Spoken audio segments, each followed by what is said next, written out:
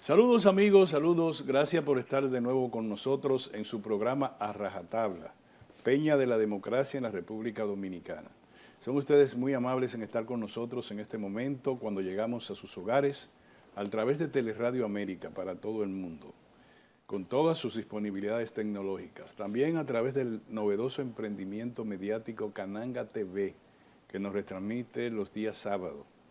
Y también a través de Super TV 55 en Santiago, estamos con ustedes.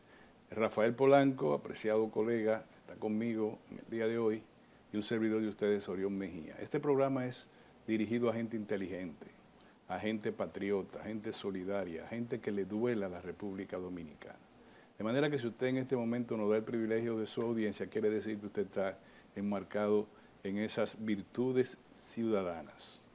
Hoy tenemos un programa, siempre todos los programas de A Rajatabla son especiales, abordamos más profundamente los temas que han sido relevantes durante la semana en el orden político, en el orden económico, en el orden social, pero esta vez lo vamos a analizar especialmente un par de temas para lo cual he querido que tanto Rafael Polanco como yo podamos reflexionar sobre el mismo. Yo voy a comenzar recordándole a ustedes, a los que siguen este programa y tiempo medido, que hace creo que un par de programas, le dije a ustedes lo que a mi modo de ver debía suceder en el Partido de la Liberación Dominicana, a propósito o como consecuencia de que apenas obtuvo poco más de un 10% en porcentaje del total de las votaciones de las elecciones del 19 de mayo. Y señalé que, ahora se lo quiero precisar más, fue casi el 47% menos o de diferencia entre el ganador al lugar que ocupó el Partido de la Liberación Dominicana en un distante tercer lugar. No estamos hablando de cualquier cosa, estamos hablando de un partido que dominó el Estado durante 20 años, 16 de ellos en forma consecutiva. Ustedes me van a decir que eso ocurrió en el PRD. En el PRD se produjeron traumas desde el PRD, no desde el gobierno.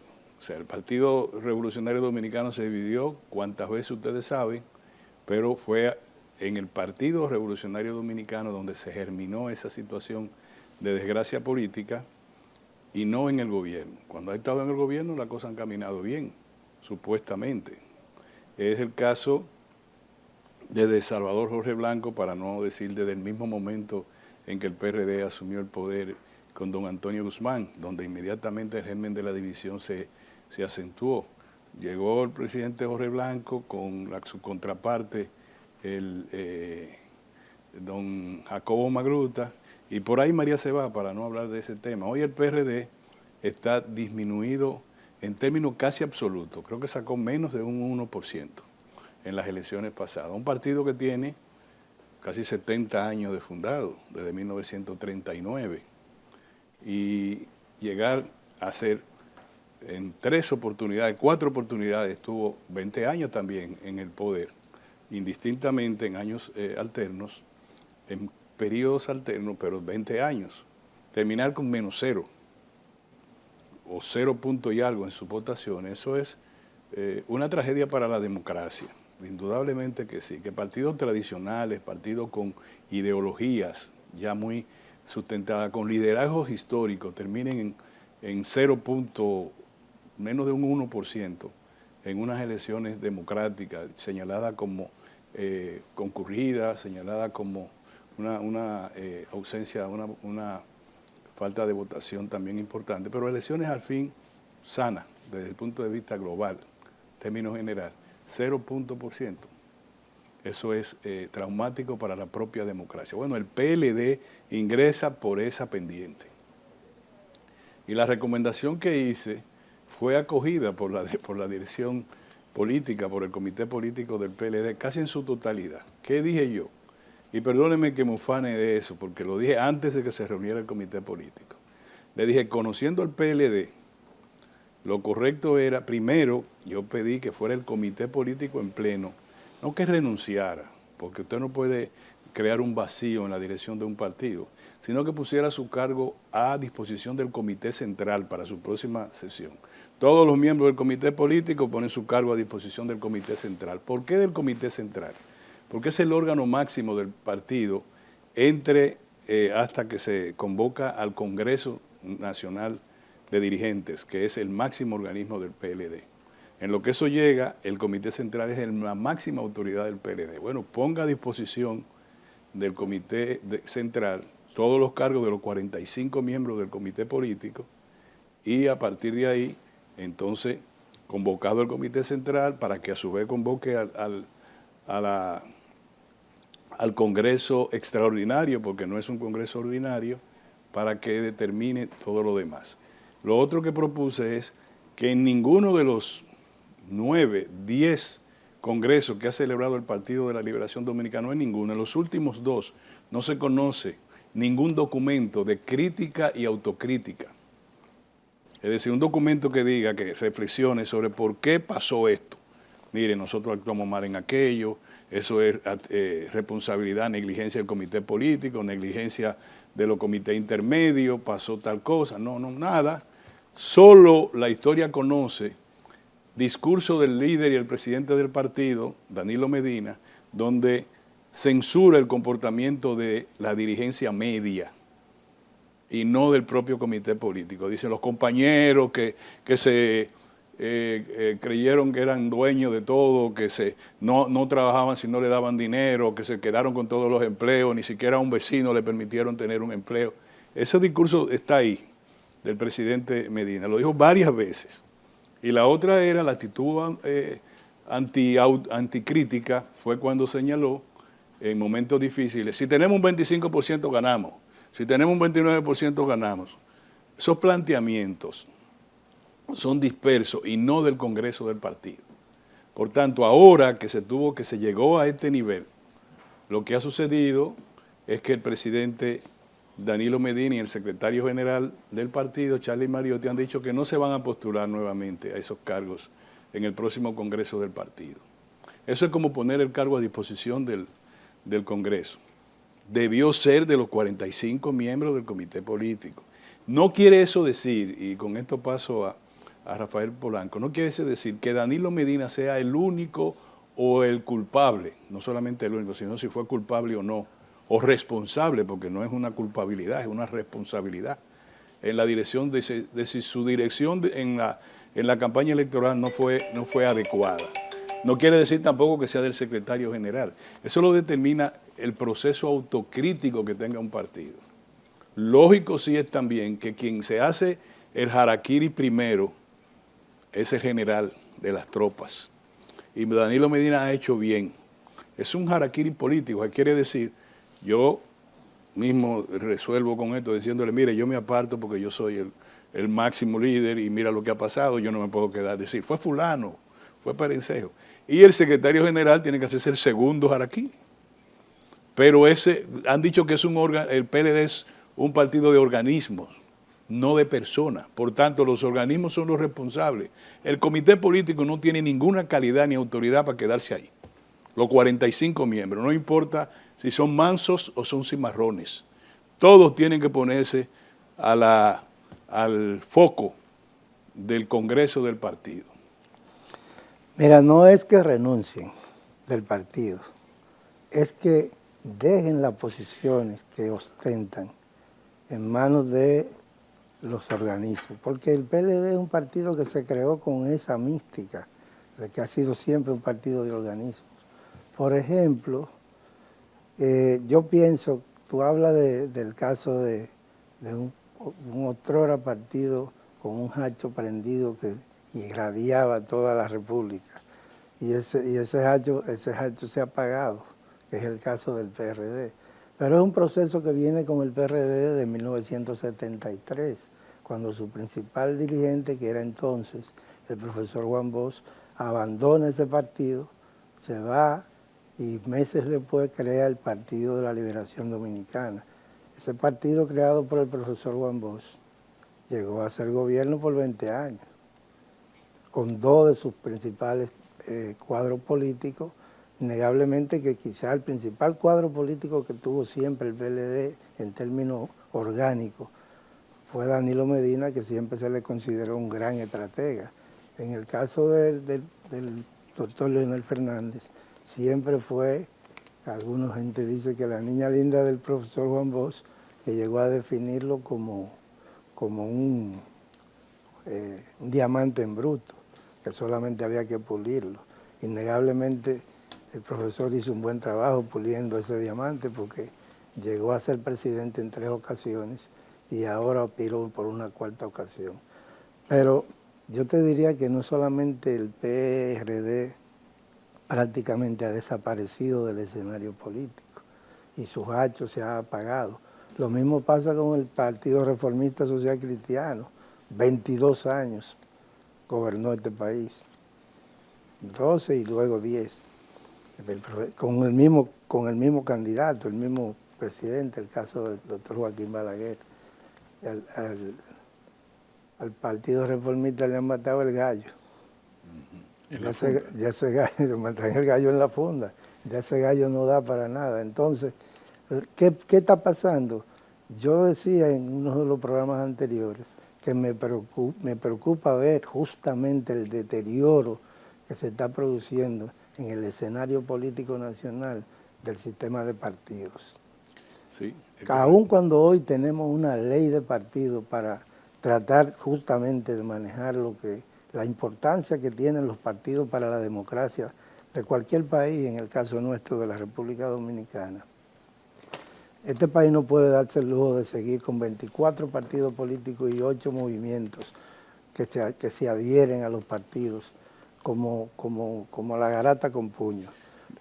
Tú hablabas de que, por ejemplo, casi todos los aliados del PRM en estas elecciones fueron aliados antes del PLD. Sí. Casi todos, con muy escasas excepciones. Creo que en el caso del partido de Elías Wessing Chávez, que se quedó con una de las fracciones del PLD, que se quedó con el doctor Leonel Fernández. No sé, ¿qué aliado llevó el PLD en estas elecciones? No, ninguno, no. El único partido que se ha mantenido alejado del PLD es el partido dominicano por el cambio, algo así. No, pero ese es el de Eduardo Estrella. El de Eduardo Estrella, que se ha mantenido, o sea... No, pero ese fue aliado del PRM. Sí, el único que no ha sido aliado del PLD. Ah, que se ha mantenido fuera. Todos los demás, en un momento determinado, han sido aliados de uno o de otro. Tú tienes razón en eso. Pero mira, te interrumpo para decirte esto. El problema de la democracia dominicana está, y fue siempre un gran problema, en el bipartidismo. Cuando hay 3 partidos fuertes es mejor. Y otra cosa que se dice, los espacios no quedan vacíos nunca. El Partido Reformista, que era el partido conservador, frente al Partido Progresista, que era el PRD, los únicos 2 partidos. Bueno, el que tenía alguna dejo progresista se iba al PRD, el que era más conservador se iba al Partido Reformista. Eso se diluyó, y así mismo se diluyó, dicen que es el fin de la ideología. Se diluyó no la ideología, sino el comportamiento frente a la sociedad de los ciudadanos. Ahora le dicen progres a lo que son de aquel tiempo PRDista, porque la división del PRD y el PLD era correcta, no era mala, porque lo que pasó fue, el PRD no podía tener la ideología que pretendía el profesor Juan Bosch, porque requería un partido de cuadros, no un partido de masa. Tan pronto se fue Juan Bosch, el PRD se convirtió en un partido de masa, porque el doctor Peña Gómez era un gran líder de masa.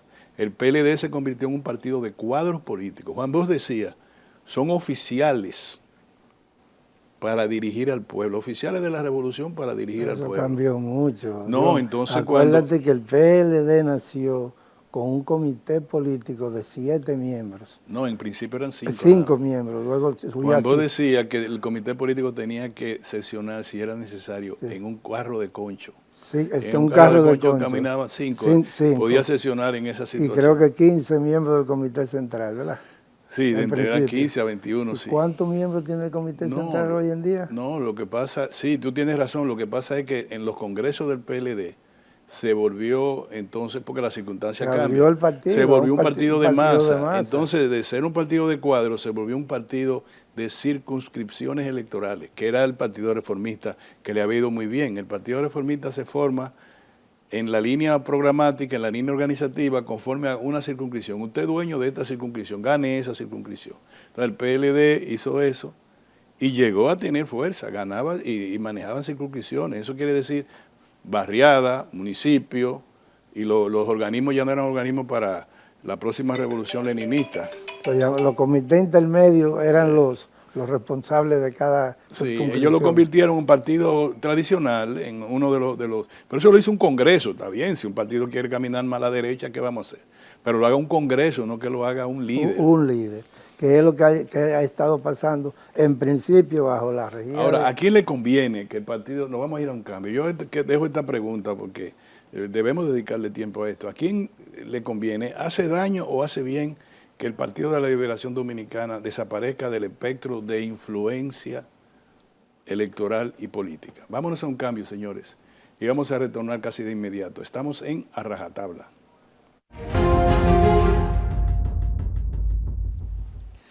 Bien, señores, gracias a todos los amigos y amigas televidentes que están con nosotros en este momento, han conectado con nosotros en A Rajatabla, un programa que intenta analizar más profundamente los temas relevantes de la semana y también, no solamente más profundamente, sino intentar agregar algún tipo de solución a partir de la humilde óptica de dos periodistas que estamos presentes en el día de hoy, Rafael Polanco y un servidor de ustedes, Orión Mejía.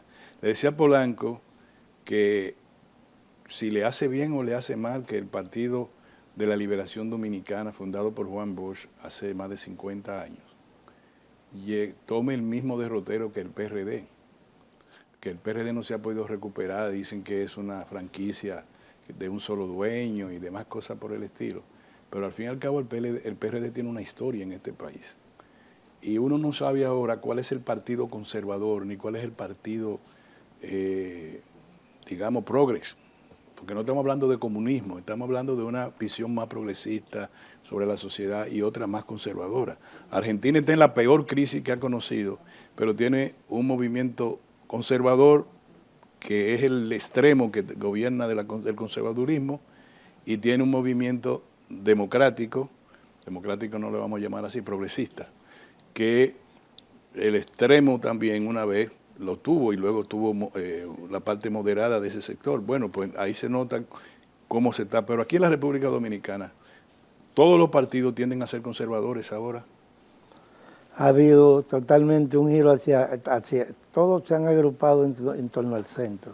Los de derecha están un poquito medio al centro, los que tenían posiciones más o menos liberales, medio izquierdosas, hoy en día son también partidos de centro en términos conceptuales. Entonces, realmente, tú miras hacia adelante con lo que pasó en febrero y con lo que pasó ahora, la tendencia es hacia un partido único, no solamente al bipartidismo que siempre existió entre el reformista y el PRD. La tendencia por donde va el rumbo político dominicano es hacia la existencia de un partido único. Aunque en el caso del partido Fuerza del Pueblo, pienso que el doctor Leonel Fernández ha comenzado a mandar señales de que va a jugar su papel de partido de oposición. Se ha convertido en el líder de la oposición, la Fuerza del Pueblo, con un cabeza que no está en cuestionamiento su liderazgo en términos de si seguirá o no al frente del partido. Es innegable que aunque alguna gente ya están hablando de relevo en términos de un muchachito que tiene 32 años y que acaba de salir, va a salir en agosto de la Cámara de Diputados y va a cruzar al lado del Senado de heredero. Yo creo que todavía le falta mucho a ese muchacho. Es que tampoco, el liderazgo actual no tiene... Pero además el liderazgo nacional actual... Los liderazgos no se heredan, el liderazgo nacional todavía no tiene relevo. No es que los liderazgos Vamos a ver. Ok, te voy a poner un ejemplo. El presidente Luis Abinader sale del escenario de influencia en el país en el 2028. Según él ha dicho, vamos a suponer que así sea. ¿Quién lo sustituye? ¿Dónde está desde hoy que ha salido una... Así como salió este muchacho que le ganó a un miembro de la izquierda, le ganó la senaduría del distrito. Pero ¿quién sale? Todos están ahí, pero ninguno puede decir... No hay muchos dirigentes. liderazgo es lo que no hay. No hay. Entonces tú dices, esa es una. Tú das al PLD, ok, se fue Danilo Medina. ¿Quién está? El líder El del líder partido. del partido. ¿Quién está en condiciones de tener en un periodo relativamente corto la influencia de Danilo Medina en la sociedad dominicana? ¿Cuál? ¿Quién? ¿Quién puede sentarse aquí y convencer los de aquel lado, desde la parte donde ustedes no están viendo, le pueden decir, mira, ese muchachito es bueno, ese es el hijo de fulano de tal, ¿verdad? Juan Ariel. Juan Ariel, que es bueno, por cierto, yo lo quiero bueno, mucho. y muy preparado. Lo aprecio mucho, hace muchos años lo he visto nacer. Pero no me va a decir que en 4 años Juan Ariel va a ser el que puede determinar, puede tener el nivel de influencia en el liderazgo que pueda cambiar el curso de la historia dominicana. O Abel Martínez tampoco. O Abel Martínez, no hay. Entonces no digan que ya es tiempo de darle paso a la juventud. La juventud tiene el paso, pero tienen, ustedes saben cómo dicen en la guardia, cuando alguien le dice, mira, este rango yo me lo gané. ¿Tú has oído a los guardias decir? Sí. A ver, le dice a otro que viene un coronel, un teniente coronel que se cree muy de moda. Mire, coronel, un momentito, señor, cuando usted se refiere a mí, este rango yo me lo gané, ¿eh? Ten cuidado. Tú ves, los rangos se respetan. No, y en política es el término de pasar la antorcha. Es simplemente una expresión. Sí, no, usted tiene que tener influencia no solo dentro del partido, sino en la sociedad. Entonces, tú hablas, yo digo, incluso, vamos a ver, Leonel Fernández, no, que va a volver en el 28, qué caramba. Bueno, que quítenlo. Vamos a poner a su hijo en eso. Oye, vamos a poner en el PLD a Peñita, el secretario general. No, toda esa gente, todo tiene su tiempo en este mundo de Dios, todo tiene su tiempo. Ahora mismo, más que nunca, la sociedad dominicana requiere de su liderazgo más añejo, de mayor experiencia. Señores, miren, para que ustedes sepan lo que está pasando.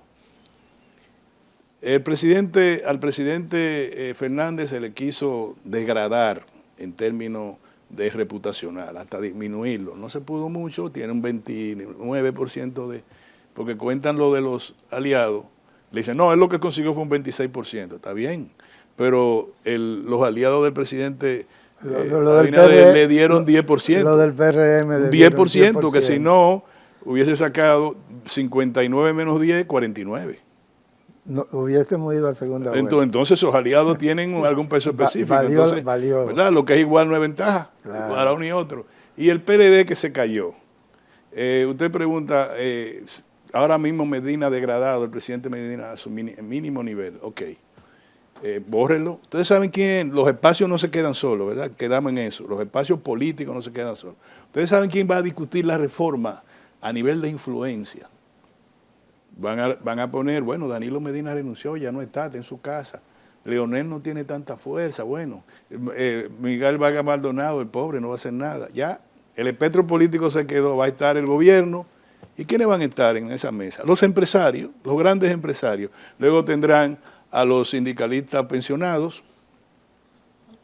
que van a decir, nosotros no queremos que dañen el código laboral en eso. Eso es como asimilado. Sí, porque verdad, tienen 90 años en eso y ya quedó. Ahí nosotros vamos a discutir la reforma fiscal, ahí vamos a discutir la seguridad social. La reforma energética. Ahí vamos a discutir la reforma a su sector eléctrico. No es posible. Entonces, de repente yo digo, ven acá, pero en este cumpleaños que estamos haciendo yo no veo mucha gente aquí para bailar y para beber. ¿Dónde están? No, a fulano le dolió la barriga, tuvo que irse. No, el otro tenía fiebre, tenía un virus y también se fue. ¿Y quiénes vienen? Nada más vienen los popis. Y para el cumpleaños lo primero que llega es el bizcocho. Y en el caso de los empresarios, ellos dicen que no, y cuando tú pones la comida, mira, no tienen nada sobre la mesa, dicen ellos. Polanco, cuando tú estás en una mesa, sea aquí o fuera del país, te ha pasado como a mí, que ponen la comida mejor para el lado donde están otros, tú dices, ven acá, pero yo no me voy a parar a buscar mi platillo, mira dónde lo pusieron, de aquel lado. Y los chinos resolvieron eso, que es una mesa que tú le das la vuelta. Pero tú estás allá y tú dices, ojalá que esta señora pida algo, a ver si viene para acá. Yo me quisiera comer aquel mulito de pollo, pero está bien. Entonces, pero ahora, de acuerdo a lo que yo oí decir al liderazgo empresarial, al jefe del CONEN, dijo que no hay nada sobre la mesa. O sea, no hay el proyecto del que se ha hablado es un proyecto que tiene ya está añejo, de tanto tiempo que tiene guardado, y que lo han sacado a flote en varias ocasiones, pero no hay nada nuevo en términos de qué es lo que vamos a reformar. Sí, lo que yo creo que hizo bien el presidente Luis Abinader fue rápidamente, él sabe, la gente creía que no, el presidente no es ningún tonto, ¿eh? El presidente sabe, dijo, me dieron todo esto, es un regalo envenenado. Pues de una vez la militancia, sacamos el sueldo, estamos dueños de todo. Esa es la desgracia, ser dueño de todo. En un país que tiene tantas limitaciones, que hay que tomar medidas tan drásticas. Todas las medidas que se van a tomar en la reforma fiscal dañan a la población. Por eso que el presidente dijo, haremos una reforma impostergable, es otra cosa. Es que la cirugía va, Sí o va sí, o va. sí o sí. Dijo, tenemos que producir la compensación adecuada para los sectores vulnerables que van a ser afectados. ¿O tú crees que cuando arreglen el ITEVI, que sea universal, que tú veas que en productos que antes tú no tenías, tiene sobre su precio un 14%, varias veces dicho, porque el problema del ITEVI es que es un impuesto muy regresivo, si es bien utilizada esa expresión. Quiere decir, si tú a mí arriba me apliques el 18%, yo le pongo todos los costos a ese 18% en el precio. No solamente eso, sino el costo financiero. No sé si tú me entiendes. Es decir, si le ponen al bacalao, por poner algo, 18% a partir de ahora, yo que lo importo, lo traigo, me cobran el arancel en aduana y luego al público va a tener un 18%, pero de arriba el supermercado del dice... importador al comerciante, al distribuidor. Eso tiene, ese 18% está consumidor. contenido ahí, está contenido con un costo financiero que tiene una tasa de interés que yo se lo voy a aplicar también. Entonces va a tener todo lo que yo le aplique por ese impuesto, más el impuesto mismo. No, y después hay otra cosa, Orión, aquí hay demasiados subsidios.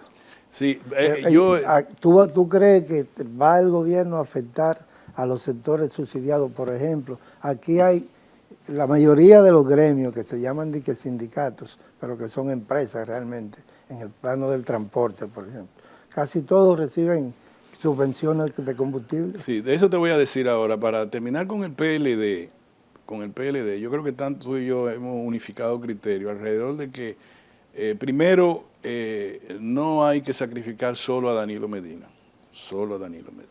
Danilo Medina hizo lo correcto. Si Danilo Medina no hace eso, se hubiera disminuido a su menor nivel, porque hubiera dicho, pero este señor no ve, está viendo que la situación está difícil, no, él lo hizo bien, yo me aparto, no voy a opinar. ¿Tú sabes lo que va a pasar? O lo que él cree que puede pasar, a mi modo de ver, y no soy telépata, que lo van a aclamar en el Congreso. Bueno, y se habla, Orión, de acuerdo a las informaciones que me han llegado, se habla de que hay consenso a lo interno de los 45 miembros, o de una buena parte de los miembros del comité político, de que es necesario reducir ese organismo. Sí, no puede seguir tan grande. No tan chiquito como el profesor Juan Bosch decía, de que entrara dentro de un vehículo de concho, un carrito de concho, pero tampoco tan grande como lo han puesto, la han ido aumentando y aumentando. Mira, por el asunto de los grupismos, por el grupismo porque era repartiéndose la posición. Es que ese comité era tan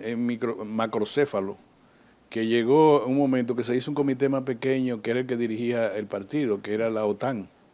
Pero eso eran los tradicionales. La OTAN se reunía y ahí unificaban criterios. Decidían por el grupo. Y decidían, ahí era la OTAN tenía un nivel de influencia enorme sobre porque determinó que era tan macrocefálico que no había manera de poderlo reunir, y cuando se reunía ya las decisiones estaban tomadas por un grupo fuerte que se sentaba, hasta en la mesa se notaba ese grupo de la OTAN, y ya.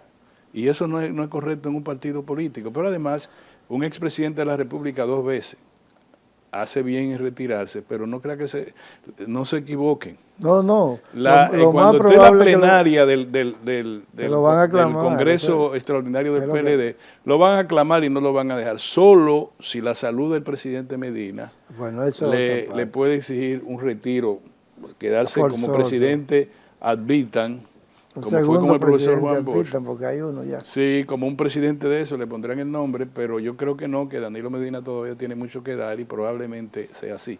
Quizás lo que Danilo Medina tenga que, yo se lo he dicho muchas veces, por aquí, hace mucho que no hablo con Danilo Medina, tiene que hacer un esfuerzo de autocrítica. ser menos rígido. Yo, no autocrítica, ¿cuáles son los errores que yo he cometido en la dirección? ¿Por qué yo he permitido no grupos, claques, que es distinto, es más peligroso? En el PLD no hay grupos, ya hay claques. Claque es un grupo menor de mayor nivel de influencia, 3, 4. Un grupo responde a ideas sesgadas, como tú quieras. Hay un grupo extremista que está allá, esos son sectarios. Hay un grupo tal, pero cuando es una claque es a conveniencia. No, y cuando hay que tomar decisiones extremas, si se busca el consenso es mejor que la imposición. El liderazgo no implica necesariamente que la cabeza tenga que imponerlo todo. Sí. Muy bien, vámonos a un cambio, señores. Vamos a retornar casi de inmediato en su programa Rajatabla. Ahora vamos a hablar de lo que el ciudadano quiere que hablemos, que es de la reforma fiscal. Dentro de todo el paquete que el presidente convoca a los sectores de la vida nacional, incluido el sector político, está la reforma fiscal. A mí me parece el proyecto más difícil de digerir por la sociedad dominicana. Nos vemos en un momento, señores. Bueno, señores, Rafael Polanco y yo de Atrevidos estamos analizando, ya le dimos nuestra opinión alrededor del PLD, de lo que puede pasar. Y ahora nos vamos con el principal proyecto. Creo que Polanco me dijo que son muchos. Sí, hay muchas reformas. ¿Cuáles son las reformas principales?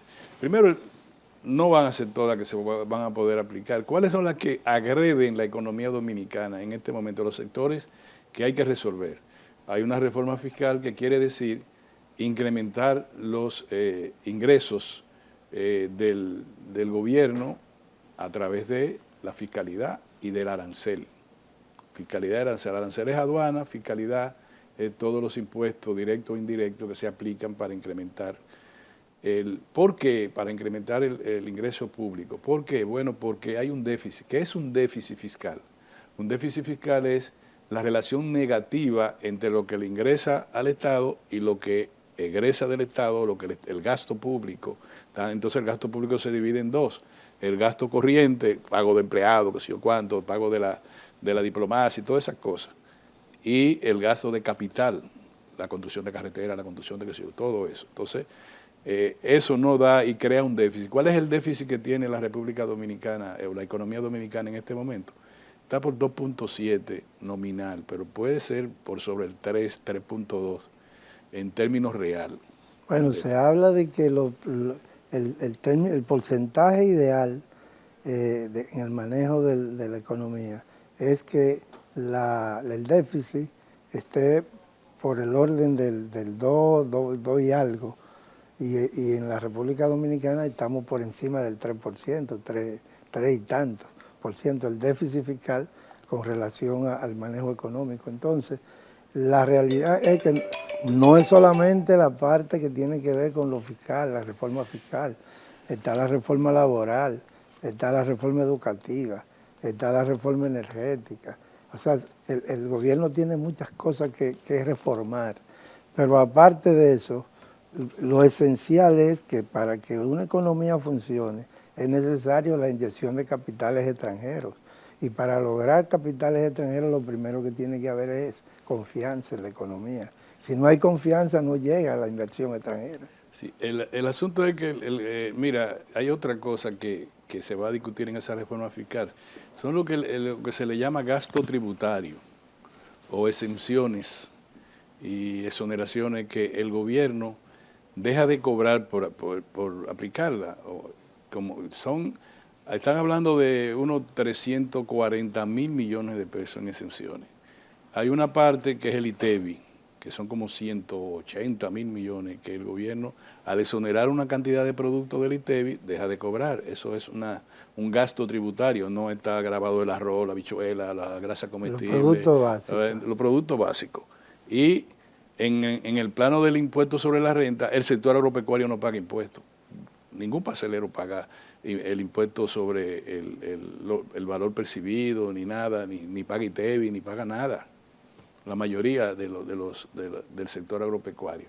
Ahora, hay exoneraciones y exenciones fiscales puntuales, como las que se dan al sector, a los sectores que tú has mencionado, varios sectores, sector industrial, el turismo, las zonas francas, Entonces eso hay que revisarlo para reducirlo.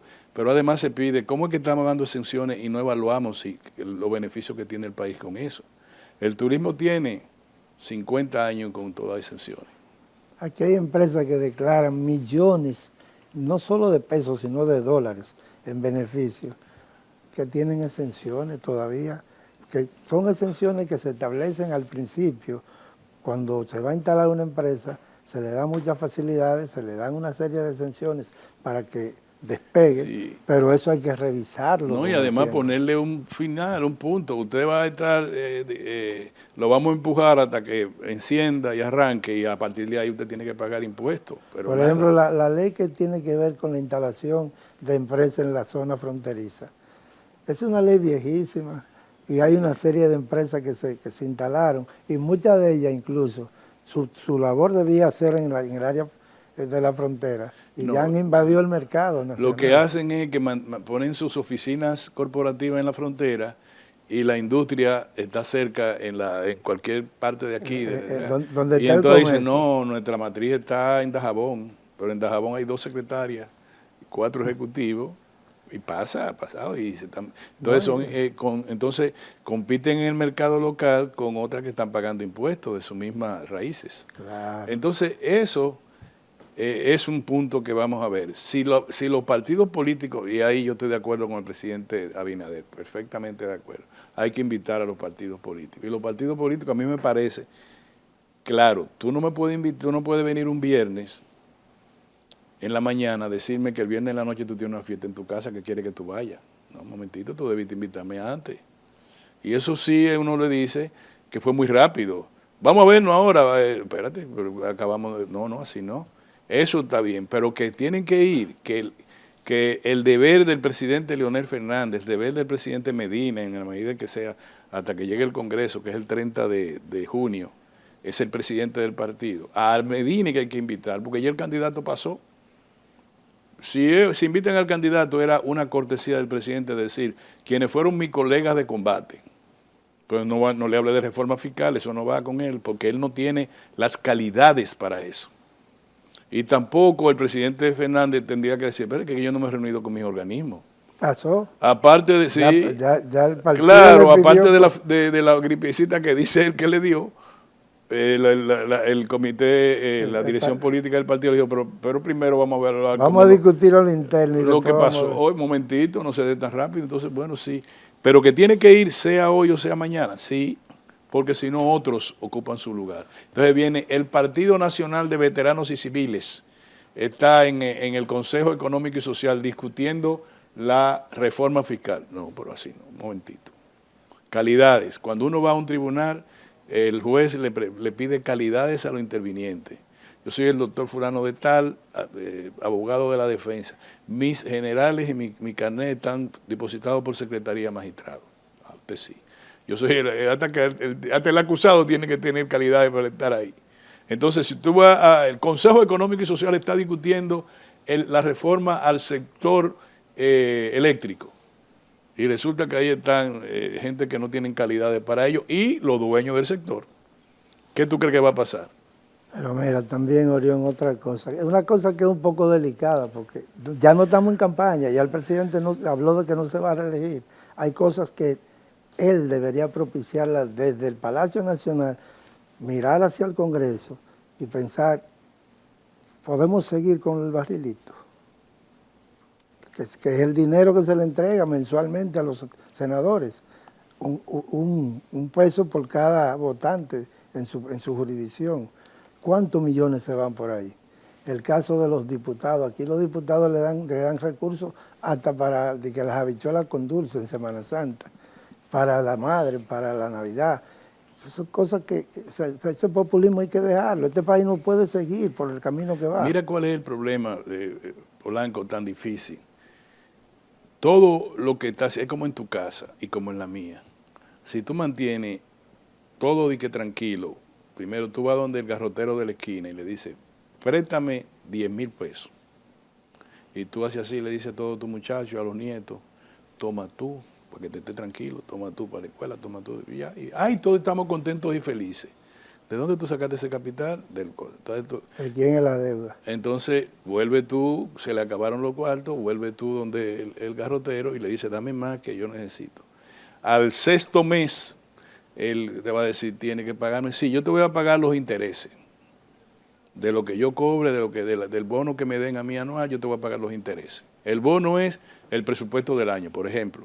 Entonces tú le dices, ¿cuántos son? La tercera parte, tú me debes 20 mil pesos. ¿Cuánto es la tercera parte o cuánto es el 28% de eso? Eso yo te voy a pagar. El servicio de la deuda. Un poco te avanzo el capital y te pago los intereses. Eso es lo que hace el presupuesto nacional, pero nunca deja de alimentarse a través de la deuda externa para gastos corrientes, que no son gastos de capital. Por ejemplo, si nosotros ampliamos la tarjeta solidaria, ¿cómo se llama la tarjeta ahora? Supérate. 2 millones, qué sé yo cuánto. Son una tarjeta al portador, no tiene nombre. Ni cédula. Ni cédula, ni nada. Y tú haces así, dices, préstame 100 millones de dólares. Ya, está bien. ¿Para qué eso? Para ampliar los subsidios que le estamos entregando a los que están del otro lado de la verja de la miseria, que se llaman sectores vulnerables. Ok. Entonces te dicen, la pobreza se ha reducido. Pero si se ha reducido la pobreza, ¿por qué aumenta los subsidios, el gasto en subsidio? Porque se supone que la pobreza se reduce cuando la gente se incorpora a la población económicamente activa, cuando busca un trabajo, cuando ya prenden por el switch ellos solos. Uno tiene que darle nada. Ahora la madre, ahora en mayo, hasta un cariñito estaba dando el gobierno. Entonces, pero sí, pero eso, 1.500 millones. Mira, si ellos tuvieran, si el gobierno tuviera de dónde sacar esos cuartos, o lo generara la economía, tú dijeras, está bien, la economía lo está generando. Lo único que tú deberías buscar es entrenamiento, capacitación, debería mejorar su sistema pensional, debería mejorar su sistema de salud, a esos pobres que están ahí, pero no. Todo lo hacen por un decreto. Estamos dando 50.000 pensiones, toda gente de 10 mil pesos porque son pobres y todo. Es que una cosa es que tú ayudes y otra cosa es que tú estimules a que la gente, a pescar a la gente, que la gente pueda proveerse su propio... No me regale un pescado, enséñame a pescar. Entonces, todo eso se va a discutir ahora. El presidente tiene razón, el presidente no es ningún tonto. El presidente ha dicho, me imagino yo, para su interior, no importa que yo tenga todo el poder, porque ahora el poder nunca es absoluto del gobierno. El poder se divide en dos. El 50% lo tiene el gobierno y el 50% lo tiene la población. Y que además, ¿qué es lo que es un presidente? ¿Qué es lo que es un senador? ¿Qué es lo que es un diputado? No es un representante de... No, mira, te dicen, nosotros podemos hacer lo que nos dé la gana, porque nosotros tenemos 29 diputados y tenemos 29 senadores y tenemos 147 diputados. Muy bien, magnífico. Pero tomen una medida ahí que le afecte al pueblo. Ustedes no conocen lo que se llama una poblada. Y el 80% de las alcaldías. Sí. Todos ustedes tienen, es verdad. Y eso lo sabe el presidente. El presidente dijo, no, vamos manejando de otra manera. Porque no es verdad que tienen el poder absoluto. El poder absoluto lo tiene el pueblo. El pueblo normal, la gente en la calle. Entonces, hay una base de la sociedad que se llama gobernanza, que es deber del presidente mantener. El presidente sabe lo que está diciendo.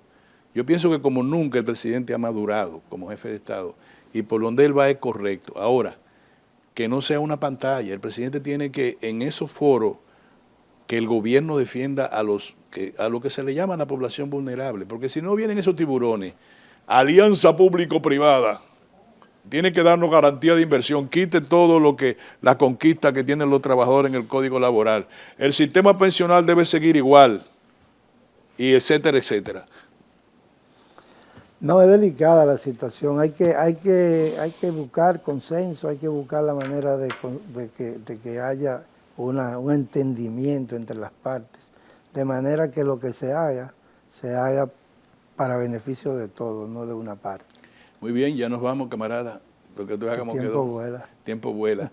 Este programa, señores, ¿cómo se llama el día este? El jueves de Corpus Christi. Dicen, señores, que el buey le habló al que hasta buey. el perro, que el buey fue el que le dijo, pero hasta hoy déjame, pues mira, vamos a dejarlo hoy, vamos a estarnos tranquilos hoy, jueves, Corpus Christi, el cuerpo de Cristo. Es ¿cómo es? Alegoría Alegoría. a la cena, a la última cena. Este es el cuerpo de Cristo, esta es la sangre de Cristo. Dichoso lo llamado a esta cena, etcétera. Todo eso tú te lo sabes. Gracias, señores, por estar con nosotros en el programa A Rajatabla. Estaremos de nuevo con ustedes la próxima semana en otro programa similar. Son ustedes muy amables y estaremos con ustedes con Dios delante.